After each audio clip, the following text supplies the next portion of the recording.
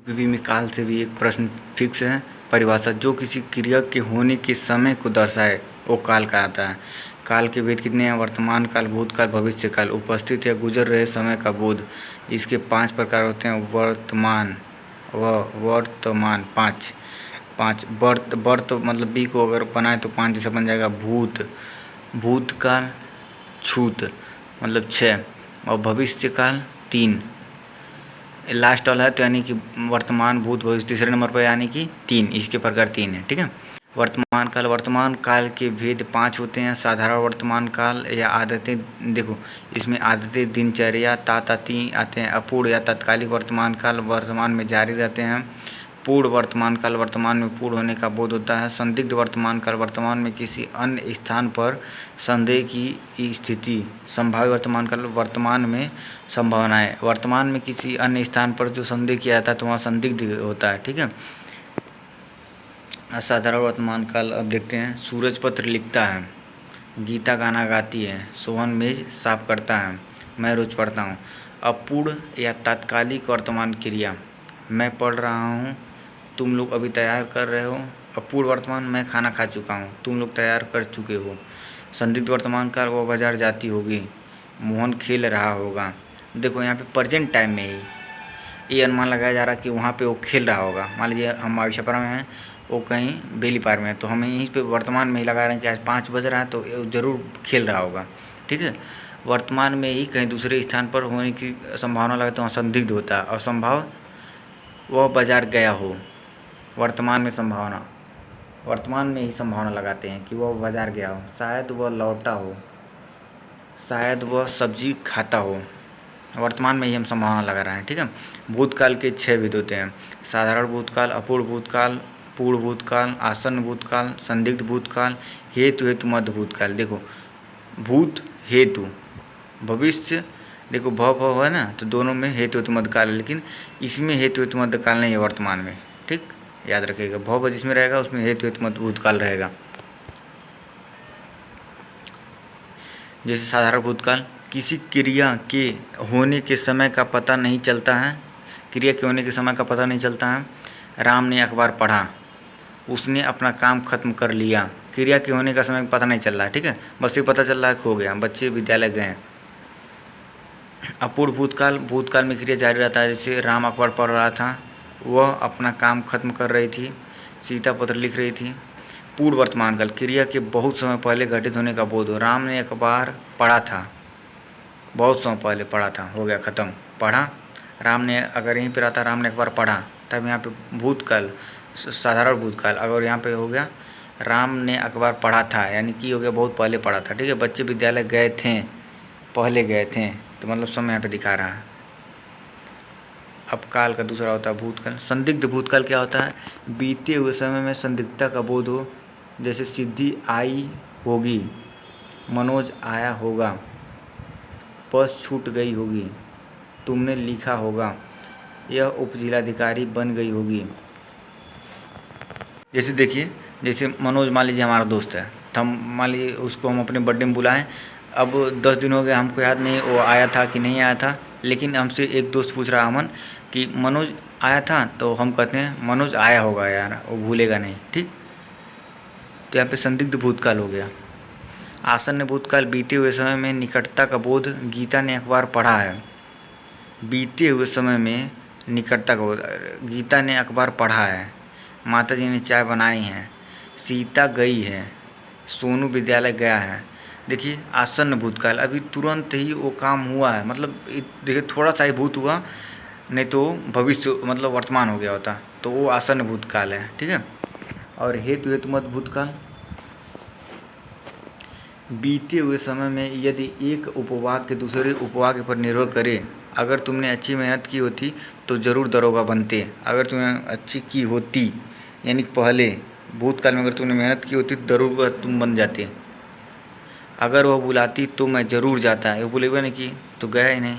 भविष्यकाल के कितने भेद होते हैं? 3। सामान्य भविष्यकाल, संभाव्य भविष्यकाल, हेतु मध्य भविष्यकाल। जैसे सामान्य भविष्यकाल, एगा एगी एगी आ शब्द आते हैं। भारत क्रिकेट विश्व कप जीतेगा, सीता खाना बनाएगी, विराट कोहली 49वां शतक लगाएगा। और संभाव्य भविष्यकाल, भविष्य में संभावना, संभाव्य भविष्यकाल, भविष्य में संभावना, शायद सीता खाना बनाएगी, शायद हरीश पोछा लगाएगा। और हेतु हेतुमत भविष्यकाल, भविष्य में एक उपवाक्य दूसरे उपवाक्य पर निर्भर करेगा। ठीक है, जैसे यदि तुम मेहनत करोगे तो ज़रूर सफल हो जाओगे, यदि आप दिन मेहनत करोगे तो ज़रूर दरोगा बनोगे, यदि बारिश होगी तो फसल अच्छी होगी। वर्तमान में संभावना लगाई जा रही है। ठीक है, और आज्ञार्थक भविष्यकाल, हमारे घर आइएगा, तुम बाजार जरूर जाइएगा। पूरा काल कंप्लीट हो गया। अब हम लोग क्रिया देख लेते हैं। अब क्रिया हम देख लेते हैं। परिभाषा हुई जो किसी कार्य का होना दर्शाता है। ठीक है, ये सब तो पता ही है। धातुमूल ना जिसमें लगा हो। प्रथम प्रेरणार्थक क्रिया क्या होता है? प्रथम आना, जिसमें आना जुड़ा रहे वो प्रथम प्रेरणार्थक, और जिसमें आना जुड़ा रहे वो द्वितीय प्रेरणार्थक। ठीक है, जैसे देखिए कहीं भी क्या कहते हैं, प्रथम आना, द्वितीय में वह छुपा है यानी कि वाना। इस क्रिया के कर्ता प्रेरक होता है और उसकी मौजूदगी में काम हो रहा होता है, इसमें आना प्रत्यय होता है। ठीक है, पढ़ाना, लिखाना, दिखाना, द्वितीय प्रेरणार्थक, पढ़वाना, लिखवाना, दिखवाना। ठीक है,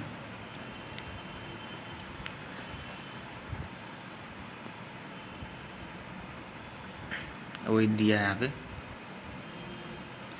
क्रिया के भेद, अकर्मक क्रिया, सकर्मक क्रिया।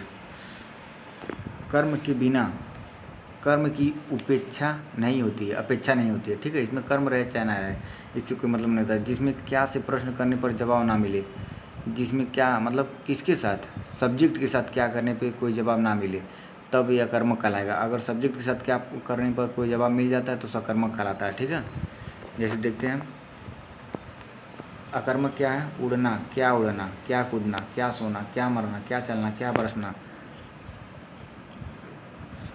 जागना, नाचना, बैठना, हंसना, जीना, रोना, उछलना, झुकना, ये सब क्या है? अकर्मक क्रिया है।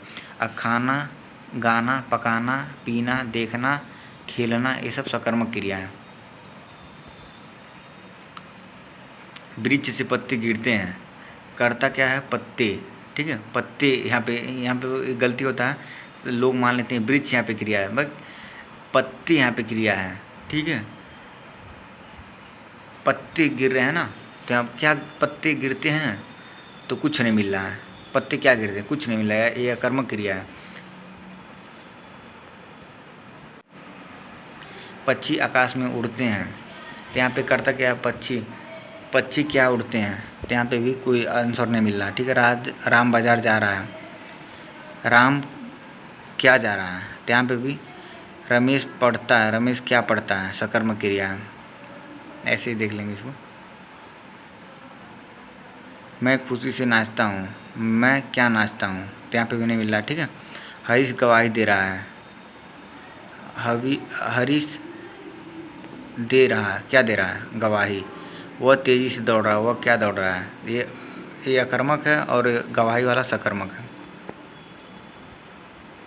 क्रिया पार्ट 2 में क्या पूछा है? वही सकर्मक, अकर्मक, सकर्मक, एक कर्मक सकर्मक, द्विकर्मक सकर्मक। हरीश सेब खाता है,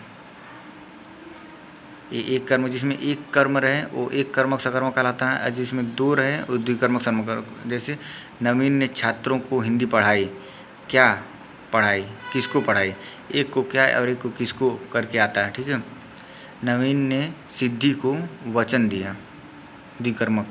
जब को आ जाएगा और एक और देखिए जो इसमें जो रहता है ना, डायरेक्ट और इनडायरेक्ट ऑब्जेक्ट आ जाता है। ठीक है, दुकानदार ने ग्राहक को पुस्तक दी,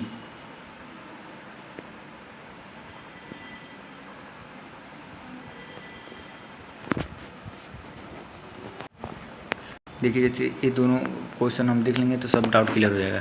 जैसे दुकानदार ने ग्राहक को पुस्तक दी, इसमें द्विकर्मक सकर्मक क्रिया है।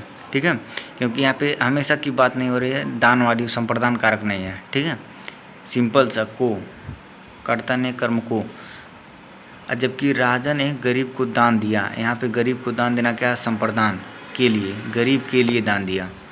ठीक है, तो यहाँ पे एक कर्मक सकर्मक क्रिया हो जाएगा। नोट देख लीजिए, एक वाक्य में 8 कारक हो सकते हैं, लेकिन एक शब्द में 2 कारक नहीं हो सकते हैं। ठीक है, तो यहाँ पे संप्रदान कारक है, तो यहाँ पे क्या कहते हैं, कर्म कारक भी नहीं हो सकता है, एक ही होगा। तो यहाँ पे एक कर्मक सकर्मक क्रिया होगा। जब देने की बात की जाए, सही चीज़ वापस किया जाए, वापस न किया जाए, जैसे किताब, उधार, वापस न किया जाए, इनाम, पुरस्कार, दान। गलत चीज़ वापस किया जाए, तंबाकू, शराब, वापस न किया जाए, साफ, बद्दुआ। सही चीज़ जो वापस न दी जाए, वहाँ संप्रदान कारक होता है। सही चीज़ जो वापस न दिया जाए, वहाँ संप्रदान कारक होता है। हरीश ने धोबी को कपड़े दिए हैं। सही चीज़ जो वापस न दी जाए, वहाँ बस संप्रदान कारक होगा, और बाकी सब में कर्म कारक होगा। ये बहुत इंपॉर्टेंट पॉइंट है। यहीं से पूरा क्वेश्चन समझ में आ जाएगा। यहीं से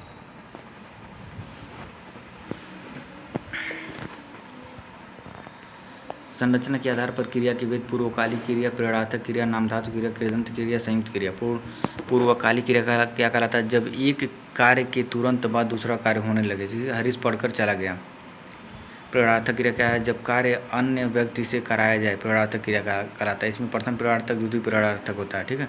नामधातु क्रिया क्या कहलाते हैं? वे क्रिया जो संज्ञा, सर्वनाम और विशेषण से बनते हैं।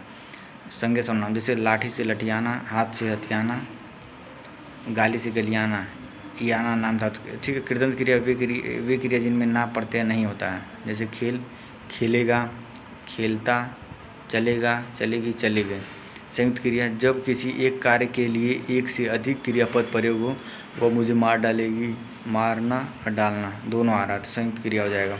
संयुक्त क्रिया के कुल 11 भेद होते हैं: आरंभ बोधक संयुक्त क्रिया, समाप्ति बोधक संयुक्त क्रिया, अवकाश बोधक संयुक्त क्रिया, अनुमति बोधक संयुक्त क्रिया, नित्यता बोधक संयुक्त क्रिया, आवश्यकता बोधक संयुक्त क्रिया, निश्चय बोधक संयुक्त क्रिया, इच्छा बोधक संयुक्त क्रिया, अभ्यास बोधक संयुक्त क्रिया, शक्ति बोधक संयुक्त क्रिया, पुनरुक्ति शक्ति बोधक क्रिया। ठीक है। क्या होता है? मोहन पढ़ने लगा। असमाप्ति बोधक में रमेश खाना खा चुका है। अवकाश बोधक रावण युद्ध नहीं जीत पाया। अनुमति बोधक मुझे जाने दो। नित्यता बोधक हवा बह रही है। आवश्यकता बोधक आवश्यकता का बोध कराती है, जैसे अब से को यह कार्य करना चाहिए। निश्चय बोधक मोहन ने कहा कि अब पीटेंगे। मोहन ने कहा कि अब पीटेंगे। ठीक है। निश्चय बोधक क्या होता है? हरीश ने कहा कि अब करके दिखाऊंगा। इच्छा बोधक मैं घूमने जाना चाहता हूँ। अभ्यास बोधक वह पत्र लिखा करता है। शक्ति बोधक हरीश दीवार तोड़ सकता है। पुनरुक्ति बोधक मंजित पढ़ाई लिखाई करता है। प्रियंका विद्यालय आया जाया करती है। खाना, वाना, पानी वानी निरर्थक सब कहलाता है। ठीक है। देखिए, संरचना एवं प्रयोग के आधार पर क्रिया के 8 भेद होते हैं। ठीक है। सन में क्या है?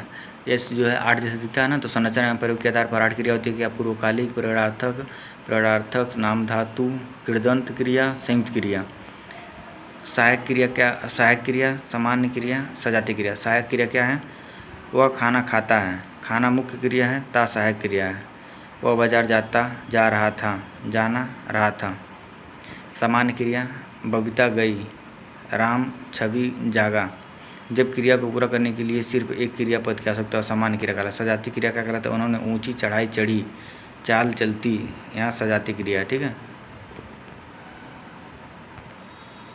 अन्य महत्वपूर्ण क्रियाएं: क्रियार्थक संज्ञा, पढ़ाई करने से चरित्र का निर्माण होता है। दौड़ना स्वास्थ्य के लिए अच्छा होता है। यौगिक क्रिया, रूढ़ क्रिया। यौगिक क्रिया क्या कहलाता है? मूल धातु ना प्रत्यय को छोड़कर अन्य कोई भी प्रत्यय हो, जैसे चढ़ाना, चढ़वाना, चलाना। यौगिक क्रिया। अच्छा, यौगिक क्रिया में कह रहा ना प्रत्यय को छोड़कर अन्य कोई भी प्रत्यय हो तो यौगिक क्रिया कहलाता है। जैसे चढ़ाना है, देखिए यहाँ पे आना प्रत्यय है, ना कि ना प्रत्यय है। ठीक है। इसमें कन्फ्यूज ना होंगे। रूढ़ क्रिया क्या कहलाता है? मूल धातु पर ना प्रत्यय, जैसे चढ़ना, चलना। चढ़ में ना जोड़ देंगे तो चढ़ना हो जाएगा। ठीक है। विधि क्रिया क्या होता है? जिस क्रिया से आज्ञा को पता चले यहाँ से तुरंत चले जाओ, विधि क्रिया। सारे चुपचाप बैठ जाओ। ठीक है। अनुकरणात्मक क्रिया जिसमें शब्दों का अनुकरण हो, जैसे भिनभिनाना, भनभनाना, बड़बड़ाना, यह अनुक्रमणात्मक क्रिया होता है।